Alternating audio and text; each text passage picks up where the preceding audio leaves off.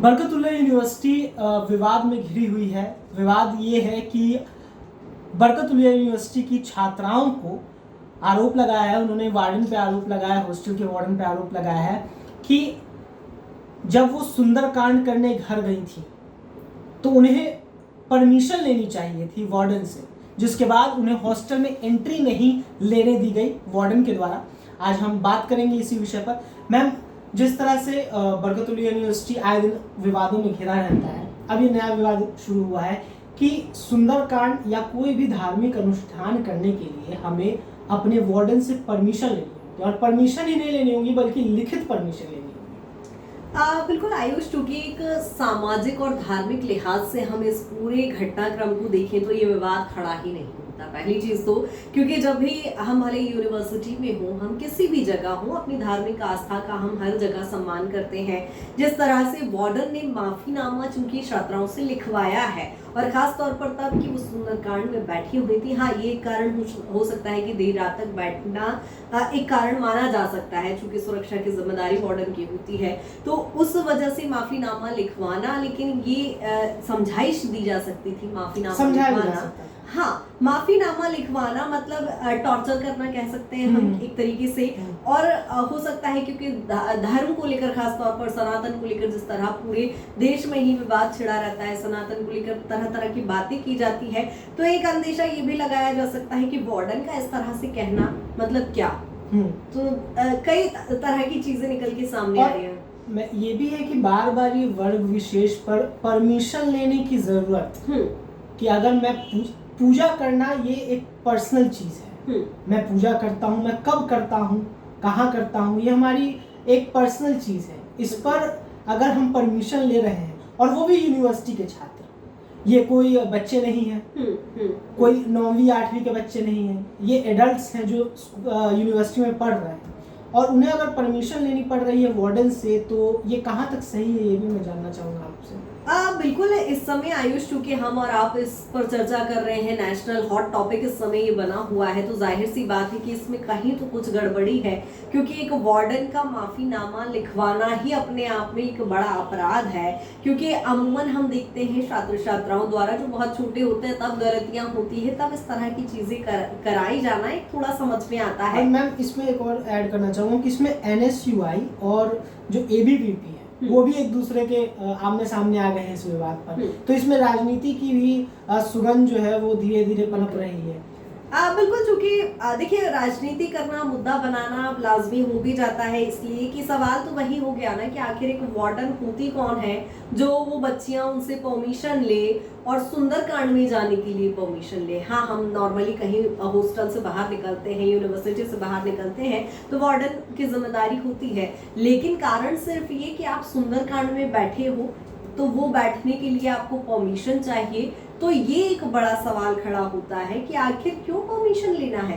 क्या वो किसी जाति वर्ग विशेष समुदाय को लेकर, या किसी तरह की कई तरह की फिर इसमें अंदेशा जताने को होता है कि यार आखिर क्यों, क्या वो किसी जाति वर्ग विशेष को टारगेट कर रही है, या वो नहीं चाहती है कि यहाँ पर धर्म। क्योंकि तुमने देखा होगा आयुष, कई सारे ऐसे मुद्दे सामने स्कूल छात्राओं को लेकर आए हैं कि तिलक लगाना स्कूल में अलाउड नहीं है, प्रेयर को लेके या भगवा रंग की कोई कपड़े पहनकर जाना। तो ये एक परसेप्शन लोगों का बनते जा रहा है, इसे एक विवाद की स्थिति में डालने की कोशिश की जा रही है। तो मुझे भी ये पूरा जो रुख दिखाई दे रहा है वो इसी तरह से लग रहा है, क्योंकि इस समय हॉट टॉपिक है, इस पर चर्चा भी इसीलिए हो रही है कि आखिर क्यों माफीनामा लिखवाया जाए। लेकिन ये तो सच भी है मैम कि जैसे क्रिश्चियन मिशनरीज का जो है, या क्रिश्चियन स्कूल जो है हमारे देश में, ये कोई छुपी हुई बात नहीं कि वहाँ मेहंदी लगाने पर भी रोक है, वहाँ तिलक लगाने पर भी रोक है, वहाँ छुट्टियां नहीं मिलती। ऐसे कई उदाहरण हैं। मैं झारखंड की बात करूँ, झारखंड के ऐसे कई सारे स्कूल हैं जहाँ टीचर अलाउ नहीं करता अगर आप मेहंदी लगा कर जाओ, क्योंकि वो एक सनातन परंपरा है, महिलाएं लगाती हैं, लड़कियां लगाती हैं। एक और इसमें बात मैं जोड़ना चाहूँगा मैम कि ये सारी आवाज़ें जो हैं, इस तरह की आवाज़ें कि सुंदरकांड के लिए परमिशन, किसी धार्मिक अनुष्ठान के लिए परमिशन, ये कुछ खास यूनिवर्सिटीज से ही आती है। मैंने कभी नहीं सुना कि कोई एक यूनिवर्सिटी है जो मैं नाम नहीं लेना चाहूँगा, कि एक खास वर्ग के लिए वो डेडिकेटेड है, उससे इस तरह की आवाज़ उठी हो। जब जेएनयू की बात होती है, जब जामिया मिलिया इस्लामिया की बात होती है, तभी वहाँ से इस तरह की आवाज़ें आती हैं। हमने कभी नहीं सुना कि किसी जैसे मैं उदाहरण ले लूँ कि कोई हिंदू ऐसे डेडिकेटेड कॉलेज है, वहाँ से इस तरह की आवाज़ें नहीं उठती है। बरकतुल्लाह हो गया, आए दिन विवादों में रहता है, जेएनयू हो गया, जामिया हो गया, इनसे ही क्यों आवाज़ें आती हैं? बिल्कुल वही हो गया। सॉरी आपको फिर से इंटरप्ट कर रहा हूँ कि ये एक परसेप्शन, मतलब आप जानबूझकर नहीं बना रहे हैं, लेकिन ये लोगों के लिए एक परसेप्शन बन रहा है कि जो यूनिवर्सिटी जो अल्पसंख्यकों के लिए है, कोट अनकोट अल्पसंख्यकों के लिए जो यूनिवर्सिटीज डेडिकेटेड है, उनसे ही इस तरह की बार बार आवाज़ें आती हैं। तो फिर जब आरोप लगते हैं कि आप एक वर्ग विशेष पर टारगेट कर रहे हैं, तो वो गलत नहीं है। बिल्कुल हिजाब विवाद सभी को याद है, ठीक है। तो अब इस तरह की यूनिवर्सिटी से यदि विवाद सामने आ रहे हैं आयुष, तो पहली चीज तो यही कि यूनिवर्सिटी हम क्यों जाते हैं, हम कॉलेज क्यों जाते हैं, जहाँ शिक्षा का मंदिर होता है, जहाँ सभी वर्ग समुदाय के लोग पढ़ने आते हैं, ठीक है, एकता के साथ, सद्भावना के साथ। और भारत देश तो जाना ही इसीलिए जाता है, अखंडता में एकता के लिए जाना जाता है, जहाँ हमारे यहाँ पे सभी धर्म इकट्ठे हो जाते हैं। लेकिन वहां से जब इस तरह की बातें आती तो ये बहुत ही दुर्भाग्यजनक स्थिति है कि शिक्षा के मंदिर में भी यदि हम शिक्षा की बात ना करके बाकी सभी धर्मों की बात कर रहे हैं, तो ये एक बड़ी चीज है। दूसरी चीज तुमने कहा कि वाकई ऐसी यूनिवर्सिटीज हैं जहाँ हिंदू छात्र छात्राओं को ही टारगेट किया जा रहा है, हिंदूवादी सनातन धर्म को लेकर ही चर्चा की जा रही है। तो ये एक लोगों ने परसेप्शन सेट करके रखा हुआ है कि इन्हें ही टारगेट करना है, क्योंकि फिर सीधे तौर पर यही कहा जा सकता है मेरे हिसाब से। और परसेप्शन को आप और उसकी पुष्टि भी कर रहे हैं। हाँ, बार बार जब इस तरह की खबरें आती हैं यूनिवर्सिटी से, तो वो परसेप्शन और करेक्ट होता जा रहा है लोगों के नजरिए में कि जो अल्पसंख्यक डेडिकेटेड जो यूनिवर्सिटीज हैं, उनमें इस तरह की घटनाएं होंगी, वहाँ से आवाज़ें आएंगी।